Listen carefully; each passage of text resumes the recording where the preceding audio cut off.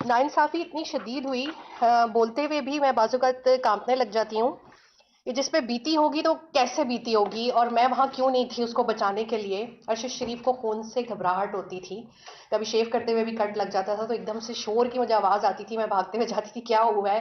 तो कहते थे ये देखो कट लग गया। मैंने उनके शेवर्स चेंज कर दिए। मैंने कहा पता नहीं आप क्या करते हैं, क्यों कट लग आपको लग जाते हैं? इतना सच बोलते थे कि मुझे खौफ महसूस होता था। मैं नहीं चाहती थी कि इतना कीमती इंसान, इतना साहिब इल्म इंसान किसी एक मामूली सी गोली का निशाना बन जाए। मेरे ख्याल में 100-200 रुपए की मिल जाती होगी एक बुलेट, इतना आम है असला। मेरे नज़दीक तो असले पे मुकम्मल पाबंदी होनी चाहिए, लेकिन वो नहीं चुप। जब उन्हें धमकियां आना शुरू हुई, हमारे घर में आने की कोशिश की, अरशद ने जब ये सब करना शुरू किया, मैंने उनसे कहा कि चुप। की पूरी लहर मेरे जिस्म में गई और मुझे अब था कि ये शख्स अब नहीं मुड़े। वुंड मिसिंग थी क्योंकि बुलेट वुंड जो था वो हेड शॉट था।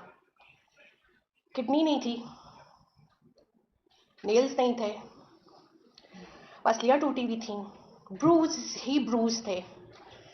एक आंख खुली हुई थी, एक बंद थी, क्योंकि गोली वहां से होते हुए यहां से निकली थी।